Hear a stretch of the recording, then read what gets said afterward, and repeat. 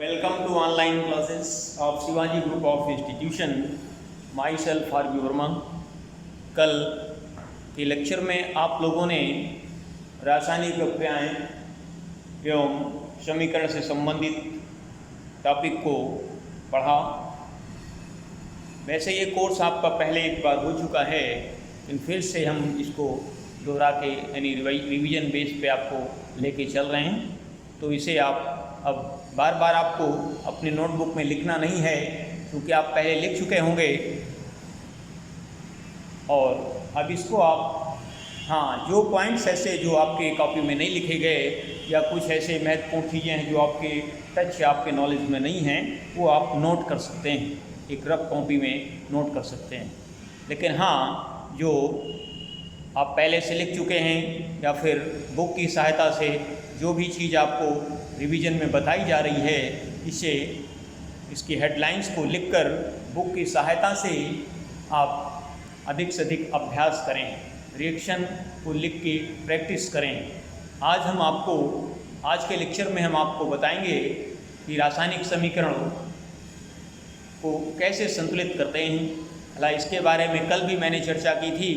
कल के लेक्चर में आप लोगों ने रासायनिक प्रक्रिया किसे कहते हैं, रासायनिक प्रक्रियाएं क्यों होती हैं, रासायनिक समीकरण से क्या समझते हो, रासायनिक समीकरण को कैसे संतुलित करते हैं, ये सब बातों के बारे में आपने जानकारी किया। आज के लेक्चर में रासायनिक समीकरण को हम कैसे संतुलित करेंगे, इसकी हम आपको प्रैक्टिस कराएंगे। तो आइए, सबसे पहले रिएक्शन है, ये लिखा हुआ है Fe plus H2O। Fe plus H2O है और यहाँ पर ये Fe लोहे का प्रतीक होता है, सिंबल होता है, आयरन मेटल, और ये वाटर मॉलिक्यूल, और ये रिएक्शन करता है। यहाँ पर ये स्टीम फॉर्म में, गैस फॉर्म में रहता है और ये सॉलिड फॉर्म में रहता है।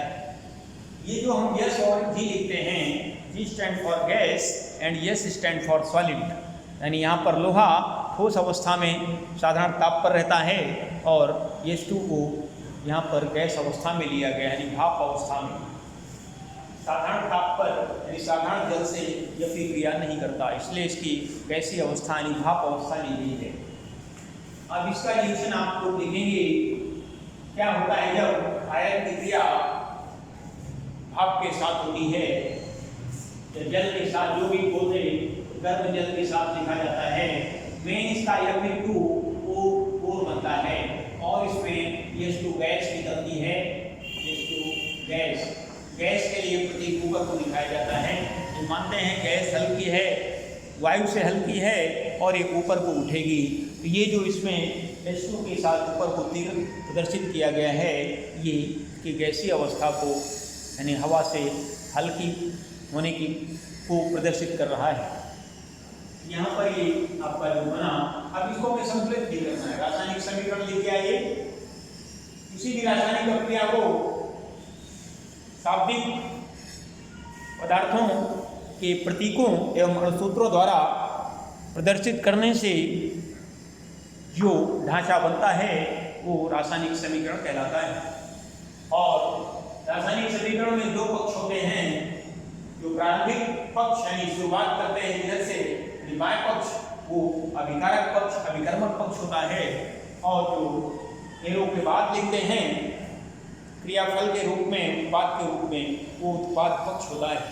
अब दोनों पक्षों में इसी रासायनिक प्रक्रिया, रासायनिक समीकरण में दोनों पक्षों में प्रत्येक तत्व के परमाणुओं को संतुलित किया जाता है। यही रासायनिक समीकरण का संतुलन कहलाता है। तो आइए अब इधर Fe के देखिए, ये जो नीचे संख्या लिखी रहती है ये परमाणुओं की संख्या है, और जो यहाँ पर ऐसे लिख दिया जाता है वो अणुओं की संख्या होती है। याद रखें, इस समय यहाँ पर एक अणु, एक अणु, एक अणु, एक अणु, किंतु यहाँ पर इसके 3 परमाणु हैं। अब इधर भी 3 लाना है, यहाँ 3 नहीं लिखेंगे, यहाँ पर हम 3 लगाएंगे। ये संतुलित करने का नियम है। Fe के 3 परमाणु, यहाँ पर ऑक्सीजन के 4 हैं, यहाँ पर हम ये 4 ऑक्सीजन को करने के लिए हम पूरे को यहाँ 4 नहीं लगा सकते, हम पूरे में 4 लगाएंगे। अब हाइड्रोजन के 4 हो गए, 4 दूनी 8, यहाँ पर 4 हमने लगा दिया। ये एक संतुलित समीकरण बन गया। इस तरह से आप पहले असंतुलित समीकरण को लिखा करें, अपनी बुक से नोट करके, और अपने आप कोशिश करें। और यदि नहीं कर पा रहे हैं तो उसे फिर बुक की मदद से आप देख के करें। लेकिन कोशिश करें अधिक से अधिक प्रैक्टिस। Reaction means practice. इसका नाम है फेरी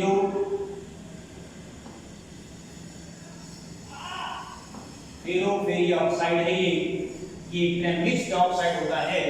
इस ऑक्साइड में ये आयरन का एक ऑक्साइड है जिसमें 2 ऑक्साइड मिले हुए हैं। This is the ferrous oxide, this is the ferrous oxide और this is the ferric oxide. क्योंकि आयरन की 2 अवस्थाएं होती हैं, यहाँ पर Fe+2 अवस्था में है और यहाँ पर Fe+3 अवस्था में है। कम आवेश वाली अवस्था को अस, अधिक आवेश वाली अवस्था को इक, फेरस एंड फेरिक। तो ferrous oxide and ferric oxide इस तरह से पढ़ा गया। ये यहाँ पर ध्यान रखिए, ये संतुलित समीकरण हो गया। इसी क्रम में हम एक समीकरण और लिखने जा रहे हैं, उसे आप ये क्रम में आप नोट कर सकते हैं। नंबर 2 लिखिए। नंबर 2 में आपके सामने ये लिखते हैं Mg है और प्लस N2 है। मैग्नीशियम एक धातु है, अधिक्रियाशील धातु है। इसके तार को नाइट्रोजन के वातावरण में जलाने पर सफेद धूम बनता है, सफेद धुआं बनता है।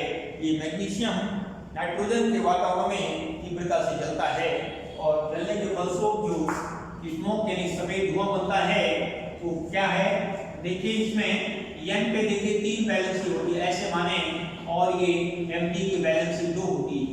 जब इसका सूत्र लिखेंगे, ये संख्या यहाँ पर और ये संख्या यहाँ पर, उसके लिए हमको प्रैक्टिस करना होगा।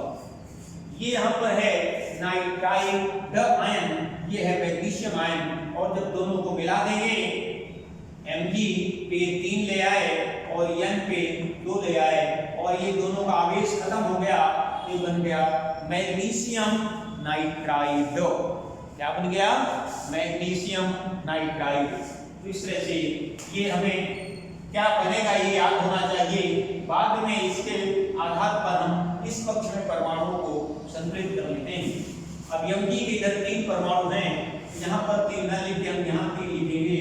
नाइट्रोजन के 2 हैं, पहले से ही 2 हैं। इस तरह से ये भी समीकरण आपका संतुलित हो गया। इसी क्रम में हम एक समीकरण और लिखेंगे, इसका नाम क्या है? Magnesium nitride. मैग्नीशियम नाइट्राइड है ये, और इसका सफेद धुआं बनता है।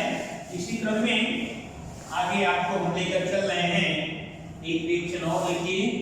नंबर 3 है, ये HCl है और ये ऑक्सीजन है। यहाँ पर इसमें से एक ये MnO2 है, MnO2 है, और ये HCl है।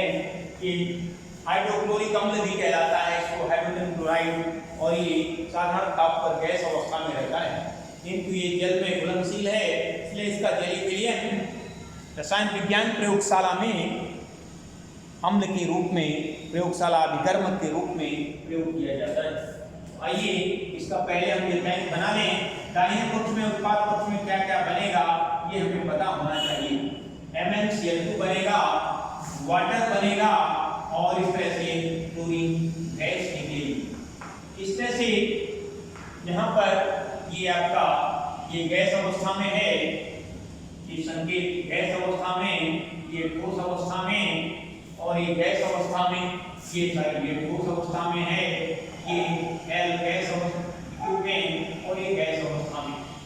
ये सब सांकेतिक बातें आते हैं जो कि पहले प्रारंभिक अवस्था में, प्रारंभिक धारणा के आधार पर ये S और ये लिखने की परंपरा नहीं थी। इस तरह से समीकरण में कुछ त्रुटियां पाई गई, उन त्रुटियों को इस तरह दूर किया गया। पदार्थ की हमें भौतिक अवस्था कैसे जानेंगे, कौन ठोस है कौन गैस है, तो उसको सांकेतिक भाषा में S for solid, L for liquid and G for gas इस तरह लिखते चले गए। जलीय विलयन को इक्वस लिखा जाता है, जलीय अवस्था में AQ करके लिख दिया जाता है। ये सब सांकेतिक भाषाएं हैं, उसको आप ये जो लगाएंगे। यहाँ पर आप देखिए Mn का एक परमाणु है, Mn का एक परमाणु है, यहाँ पर H का, यहाँ पर आप Cl देखिए, Cl के दो परमाणु हैं, इधर ये दो, ये दो केवल Cl के साथ हैं, 2 Cl और 2 Cl, 4 Cl। अब यहाँ पर एक Cl है, यहाँ एक Cl है और यहाँ 2 और 2, 4 Cl हैं। अब 4 Cl के लिए इधर भी हमें 4 करने होंगे। 4 करने के लिए हम यहाँ 4 नहीं करेंगे बल्कि यहाँ गुणा करेंगे, 4HCl लिखा जाएगा। क्या लिखा जाएगा? 4HCl।